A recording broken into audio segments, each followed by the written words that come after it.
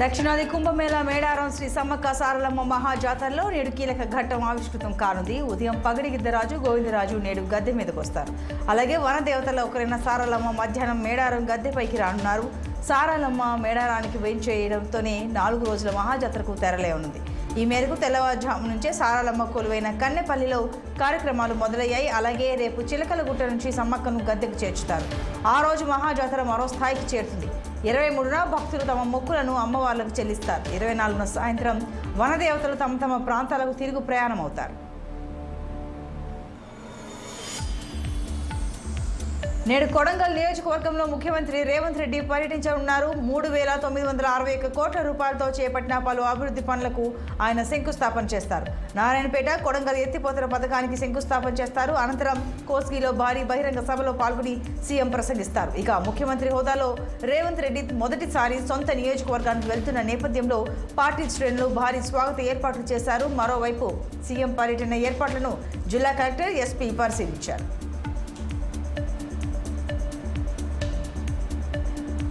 తెలంగాణ నుంచి 3 రాజ్యసభ సభ్యులు ఏకగ్రీవంగా ఎంపికయ్యారు. 3 స్థానాలకు 3 బరిలో నిలవడంతో వారిని రాజ్యసభ సభ్యులుగా ఎన్నికల సంఘం ప్రకటించింది. కాంగ్రెస్ నుంచి రేణుకా చౌదరి, అనిల్ కుమార్ యాదవ్, బీఆర్ఎస్ నుంచి వద్దిరాజు రవిచంద్ర ఎన్నికైనట్లు ప్రకటించారు. ఇక బీఆర్ఎస్ నుంచి వద్దిరాజు రవిచంద్ర, కాంగ్రెస్ నుంచి రేణుకా చౌదరి, అనిల్ కుమార్ యాదవ్ నామినేషన్ దాఖలు చేశారు. ఇతర పార్టీలైన శ్రమజీవి పార్టీ నుంచి జాజుల భాస్కర్, భోజరాజు కోయాల్కర్, స్వతంత్ర అభ్యర్థిగా కిరణ్ రాథోడ్ నామినేషన్ వేశారు. అయితే నామినేషన్లను ఎన్నికల సంఘం తిరస్కరించింది. దీంతో 3 అభ్యర్థులే మిగలడంతో వారిని ఏకగ్రీవంగా ఎన్నుకున్నారు. ఈ మేరకు బీఆర్ఎస్ రాజ్యసభ సభ్యుడిగా ఎన్నికైన వద్దిరాజు రవిచంద్ర, కాంగ్రెస్ పార్టీ రాజ్యసభ సభ్యుడు అనిల్ కుమార్ యాదవ్ అసెంబ్లీలో ఎన్నికల అధికారి నుంచి పత్రాలను తీసుకున్నారు.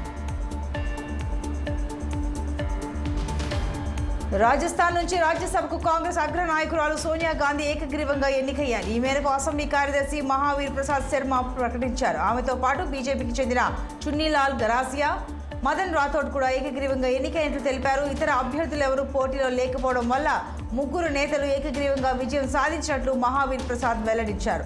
5 పర్యాయాలు లోక్సభ ఎంపీగా పనిచేసిన సోనియా గాంధీ రాజ్యసభకు ప్రాతినిధ్యం వహించడం ఇదే తొలిసారి. దాదాపు 25 ఏళ్లు లోక్సభకు ప్రాతినిధ్యం వహించిన సోనియా ఇక రాజ్యసభలో అడుగు పెట్టబోతున్నారు.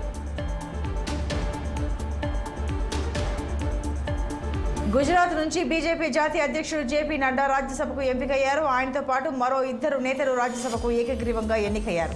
రాష్ట్రంలో 4 రాజ్యసభ స్థానాలు ఖాళీగా ఉండగా అధికార బీజేపీకి చెందిన సభ్యులు నామినేషన్లు దాఖలు చేశారు. ఈ స్థానాలకు ఇతర పార్టీల అభ్యర్థులు ఎవరు నామినేషన్ వేయకపోవడంతో 4 ఏకగ్రీవంగా ఎన్నికైనట్లు రిటర్నింగ్ అధికారి రీటా మెహతా ప్రకటించారు. దేశవ్యాప్తంగా 15 రాష్ట్రాల తరపున ఖాళీ అయిన 56 రాజ్యసభ స్థానాలకు గాను 41 చోట్ల ఏకగ్రీవంగా సభ్యులు ఎన్నికయ్యారు. మిగిలిన చోట్ల షెడ్యూల్ ప్రకారం ఈ నెల 27న ఎన్నిక జరగనుంది. తమిళనాడు మాజీ ముఖ్యమంత్రి దివంగత నేత జయలలిత బంగారు ఆభరణాలపై బెంగళూరు కోర్టు సంచలన తీర్పు ఇచ్చింది. ఆమెకు సంబంధించిన 27 కిలోల బంగారు ఆభరణాలు తీసుకువెళ్లాలని చెప్పింది. ఇందుకు 6 ట్రంక్ పెట్టెలు తెచ్చుకోవాలని తమిళనాడు ప్రభుత్వాన్ని కోరింది. ఫోటోగ్రాఫర్స్, వీడియోగ్రాఫర్స్, ఇతర భద్రతా సిబ్బంది సమక్షంలో మార్చి 6, 7వ తేదీల్లో ఆభరణాలు తీసుకువెళ్లాలని స్పష్టం చేసింది. తమిళనాడు రాష్ట్రానికి ఆభరణాలు అప్పగించే ఉద్దేశంతో ఆ 2 రోజుల్లో స్థానిక పోలీసులతో అవసరమైన భద్రతా ఏర్పాట్లు చేయాలని సిటీ సివిల్ కోర్టు ఆదేశాలు జారీ చేసింది.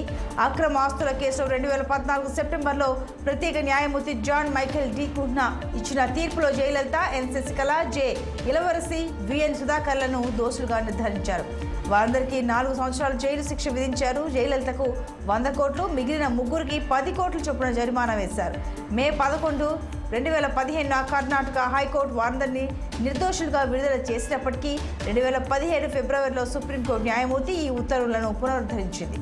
అప్పటికే జయలలిత మరణించినందున ఆమెపై ఉన్న అభియోగాలు తొలగిపోతాయని సుప్రీంకోర్టు పేర్కొంది. మిగతా 3 మాత్రం 4 ఏళ్ల శిక్షను అనుభవించి జరిమానాలు చెల్లించాల్సి వచ్చింది. చండీగఢ్ మేయర్ ఎన్నిక చెల్లదని ఆప్ అభ్యర్థి విజేత అని సుప్రీంకోర్టు సంచలన తీర్పు ఇచ్చింది. దీనిపై ఆప్ హర్షం వ్యక్తం చేసింది. సుప్రీంకోర్టులో బీజేపీ కుట్ర బయటపడిందని, అంత చిన్న ఎన్నికలోనే కేంద్ర ప్రభుత్వం భాజపా ఈ తీరుగా వ్యవహరించడం చాలా తీవ్రమైన విషయం అని ఆందోళన వ్యక్తం చేసింది. క్లిష్ట సమయంలో ప్రజాస్వామ్యాన్ని కాపాడిందంటూ ఆప్ అధినేత అరవింద్ కేజ్రీవాల్ సుప్రీంకోర్టుకు ధన్యవాదాలు తెలిపారు. చండీగఢ్ మేయర్ ఎన్నికల్లో అక్రమాలు జరిగాయంటూ దాఖలైన పిటిషన్పై మరోసారి సుప్రీంకోర్టులో విచారణ జరిగింది. ఆ ఎన్నిక చెల్లదంటూ సంచలన తీర్పు వెల్లడించింది. రిటర్నింగ్ అధికారి బ్యాలెట్ పత్రాలను తారుమారు చేసేందుకు ఉద్దేశపూర్వకంగా వ్యవహరించాలని స్పష్టంగా తెలుస్తోందని కోర్టు తన తీర్పులో పేర్కొంది. ఈ సందర్భంగా రిటర్నింగ్ అధికారి కొట్టివేత గుర్తుపెట్టిన బ్యాలెట్ పేపర్లను పరిశీలించింది. అలాగే లెక్కింపు ప్రక్రియకు సంబంధించిన వీడియోను మరోసారి వీక్షించారు. మహారాష్ట్రలోని పూణేలో భారీ స్థాయిలో డ్రగ్స్ బయటపడడం తీవ్ర కలకలం రేపింది. 1100 కోట్ల విలువ చేసే 600 కిలోల మెపెడ్ రోడ్ను సీజ్ చేసినట్టు పోలీసులు వెల్లడించారు. ఈ ఘటనలో ముగ్గురిని అరెస్ట్ చేసి వారిపై పలు సెక్షన్ల కింద కేసులు నమోదు చేశారు. ఈ కేసు వివరాలను పూణే నగర పోలీస్ కమిషనర్ అమితేష్ కుమార్ వెల్లడించారు. ముగ్గురు నిందితులను అరెస్ట్ చేశారు. వారి నుంచి 3.85 కోట్ల విలువైన 1.75 కిలోల మెపెడ్ రోడ్ను సీజ్ చేశామని తెలిపారు. దర్యాప్తులో భాగంగా 2 గోదాముల్లో 55 కిలోల మెపెడ్ రోడ్ను గుర్తించామన్నారు. అనంతరం జరిగిన దర్యాప్తులో సేకరించిన సమాచారం ఆధారంగా ఆపరేషన్ చేపట్టి కుర్కుంబ్ MIDC ప్రాంతంలో 550 కిలోల మెపెడ్ రోడ్ను సీజ్ చేశామన్నారు. ఇప్పటి వరకు మొత్తంగా 600 కిలోలకు పైగా స్వాధీనం చేసుకున్నట్లు పోలీసులు తెలిపారు. ఈ కేసులో వివిధ కోణాల్లో దర్యాప్తు కొనసాగుతోందని, పోలీసు బృందాలు ఇతర ఏజెన్సీలతో కలిసి సమన్వయం చేసుకుని పనిచేస్తున్నాయని వివరించారు. ఢిల్లీ చలోకు ట్రాక్టర్ ట్రాలీలతో బయలుదేరిన వేలాది మంది రైతులను పంజాబ్ హర్యానా సరిహద్దులోని శంభు వద్ద పోలీసులు అడ్డుకోవడంతో వారం రోజులుగా అక్కడే ఉండిపోయారు. అధికారులు వారిని ఢిల్లీ వైపు వెళ్లనీయకుండా బారికేడ్లు, ఇనుప కంచెలు, కాంక్రీట్ దిమ్మలను ఏర్పాటు చేశారు. ఈ పరిణామాలతో రాకపోకలకు ఇబ్బందులు ఎదురవుతున్నాయంటూ దాఖలైన ఓ ప్రజా ప్రయోజన వ్యాజ్యంపై పంజాబ్ హర్యానా హైకోర్టు విచారణ చేపట్టింది. ప్రతి ఒక్కరికి ప్రాథమిక హక్కుల గురించి తెలుసని, నిరసన తెలిపేందుకు రైతులకు హక్కు ఉందని, కానీ అది సహేతుకమైన పరిమితులకు లోబడి ఉంటుందని అంది. రాజ్యాంగ విధులను కూడా పాటించాల్సిన అవసరం ఉందని, మోటారు వాహనాల చట్టం ప్రకారం హైవేలపై ట్రాక్టర్ ట్రాలీలకు అనుమతి లేదని హైకోర్టు స్పష్టం చేసింది. రైతులు పెద్ద సంఖ్యలో ఒకచోట చేరేందుకు ఎలా అనుమతించాలని పంజాబ్ ప్రభుత్వాన్ని ప్రశ్నించింది. ఆందోళన చేస్తున్న రైతులతో చర్చలు జరుపుతున్నట్లుగా విచారణ సందర్భంగా కేంద్రం తెలిపింది. సమావేశాల్లో ఏం జరిగిందనే వివరాలను తెలియజేస్తూ అఫిడవిట్ దాఖలు చేయాలని కేంద్రాన్ని హైకోర్టు ఆదేశించింది. తూర్పు నౌకాదళంలో మిలాన్ 2024 వేడుకలు కన్నుల పండుగగా కొనసాగుతున్నాయి. నేడు రక్షణ మంత్రి రాజ్నాథ్ సింగ్ వేడుకల్లో పాల్గొంటారు. అలాగే ఈ నెల 27వ తేదీ వరకు 2వ దశలో వివిధ కార్యక్రమాలు నిర్వహించనుండగా 50 దేశాలకు చెందిన నేవీ అధికారులు, సిబ్బంది, వారి యుద్ధ నౌకలు, విమానాలు పాల్గొంటున్నాయి. హార్బర్ ఫేజ్లో భాగంగా డాల్ఫిన్ కొండ నుంచి యారాడ కొండ వరకు ఆరోగ్య నడక నిర్వహించారు. అలాగే హిందుస్థాన్ షిప్ యార్డ్లో సబ్మెరైన్లను ఎలా రక్షించాలి అనే అంశంపై ప్రదర్శన చేశారు. మరోవైపు మిలాన్ 2024 ఇంటర్నేషనల్ సిటీ పైరేడ్కు సంబంధించిన full dress rehearsal RK beach రోడ్లో వైభవంగా జరిగాయి. దీనికోసం భారత నౌకాదళం గత 3 రోజులుగా బీచ్లో రిహార్సల్స్ నిర్వహించింది.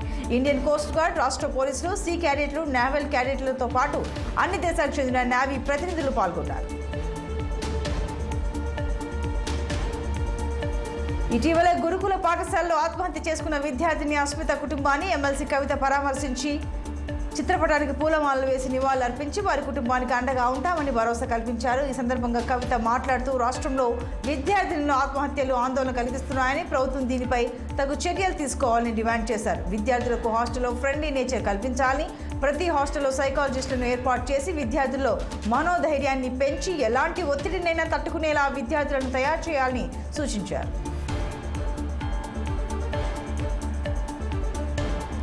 కేంద్ర హోంశాఖ మంత్రి అమిత్ షా ఈ నెల 24వ తేదీన తెలంగాణకు రానున్నారు. పార్లమెంట్ ఎన్నికల వేళ తెలంగాణ బీజేపీ నిర్వహిస్తోన్న విజయ సంకల్ప యాత్రలో ఆయన పాల్గొంటారు. కాగా లోక్సభ ఎన్నికల్లో గెలిపే లక్ష్యంగా బీజేపీ ఎన్నికల ప్రచారానికి శ్రీకారం చుట్టింది. చార్మినార్ భాగ్యలక్ష్మి ఆలయం నుంచి ప్రచారం మొదలుపెట్టింది. కేంద్రంలో 3వసారి బీజేపీ అధికారంలోకి రావాలని, తెలంగాణలో 10 ఎంపీ సీట్లలో గెలిపే లక్ష్యంగా విజయ సంకల్ప రథ యాత్రలను కేంద్ర మంత్రి, పార్టీ రాష్ట్ర అధ్యక్షుడు కిషన్ రెడ్డి మంగళవారం ప్రారంభించారు. 5 క్లస్టర్లలో నిర్వహించే ఈ యాత్రలో పార్టీ ఎంపీలు, ఎమ్మెల్యేలు, బీజేపీ పాలిత సీఎంలు, కేంద్ర మంత్రులు, జాతీయ పార్టీ ముఖ్య నేతలు యాత్రల్లో పాల్గొంటారు. బీఆర్ఎస్ కార్యకర్తలకు ఏ కష్టం వచ్చినా వెంటనే అక్కడికి వస్తానని మాజీ మంత్రి సిద్దిపేట ఎమ్మెల్యే హరీష్ రావు భరోసా ఇచ్చారు. ఈ సందర్భంగా హరీష్ రావు షాద్నగర్ నియోజకవర్గ నేతలతో భేటీ అయ్యారు. తెలంగాణ ఉద్యమంలో షాద్నగర్ ప్రజలు పోరాట స్ఫూర్తిని చూపించారని కొనియాడారు. ఎన్నికలకు ముందు కాంగ్రెస్ అరచేతిలో వైకుంఠం చూపించిందని, గెలిచాక చేతులెత్తేసిందని ఎద్దేవా చేశారు.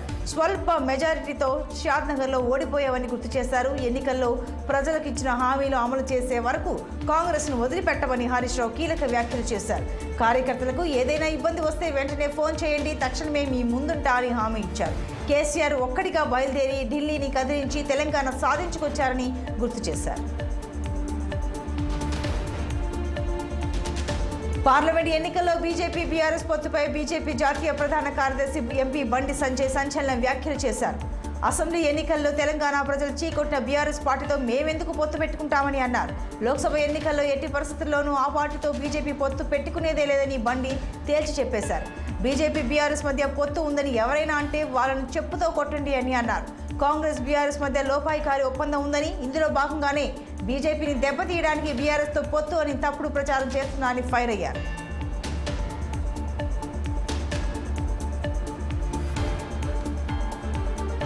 కుర్చీలు మడత పెట్టడంలో లోకేష్ ది గిన్నిస్ రికార్డ్ అని అంబటి రాంబాబు అన్నారు. టీడీపీ కుర్చీని కూడా లోకేష్ మడత పెట్టేస్తారని చెప్పారు. 175కి 175 కొట్టబోతున్నామని అన్నారు. టీడీపీ మేనిఫెస్టో అంటేనే ఓ తెల్ల కాగితం అని చెప్పారు. జగన్ సిద్ధం సభలతో టీడీపీ భ్రమలు తొలగిపోయాయని అన్నారు. బాలయ్య డైలాగ్ చంద్రబాబు చెబితే ఎలా అన్నారు. సవాలంటూ చంద్రబాబు పెద్ద పెద్ద డైలాగ్స్ చెబుతున్నారని, టీడీపీ కార్యాలయంలో అయినా చంద్రబాబుతో చర్చకు తాను సిద్ధమని అన్నారు. తనతో చర్చ జరిగాక చంద్రబాబు బావురుమని ఆడడం ఖాయమన్నారు అంబటి. ఇంతవరకు టీడీపీతో ఎవరికి పొత్తులు సెట్ అవ్వలేదని, సీట్ల పంపకాలు కూడా జరగలేదని అన్నారు. ఈ ఎన్నికల తర్వాత టీడీపీ గోవిందా అని వ్యాఖ్యానించారు అంబటి రాంబాబు. ఏపీలో పాలిటిక్స్ హీట్ ఎక్కాయి. నాయకుల మధ్య మాటల యుద్ధం పీక్స్ కు చేరింది. శంఖారావం పేరుతో ఉత్తరాంధ్రలో పర్యటిస్తున్న నారా లోకేష్ అనకాపల్లి సభలో మాట్లాడుతూ గుడ్డు పాలసీతో అంతర్జాతీయంగా ఏపీ పరువు తీసిన అమర్నాథ్కు గుడ్డు గిఫ్ట్గా ఇస్తున్నట్లు ప్రకటించారు. ఇక నారా లోకేష్కు మంత్రి అమర్నాథ్ సైతం అదిరిపోయే కౌంటర్ ఇచ్చారు. పప్పు లోకేష్కు పప్పును కానుకగా పంపుతున్నా అన్నారు. కొంచెం ఉప్పు కారం కూడా వేశానని తెలిపారు. లోకేష్లా తాను బ్యాక్డోర్ పొలిటీషియన్ని కాదన్నారు. పాలిటిక్స్లో 18 ఏళ్లు కష్టపడి జగన్ ఆశీస్సులతో మంత్రినయ్యానన్నారు. లోకేష్ చంద్రబాబు కుర్చీలను తాము ఎప్పుడో మడత పెట్టేశామన్నారు. లోకేష్కు అనకాపల్లి అభివృద్ధి కనిపించలేదా అని ప్రశ్నించారు. 420 గారిని పక్కన పెట్టుకుని వారిలానే లోకేష్ మాట్లాడారని ఫైర్ అయ్యారు.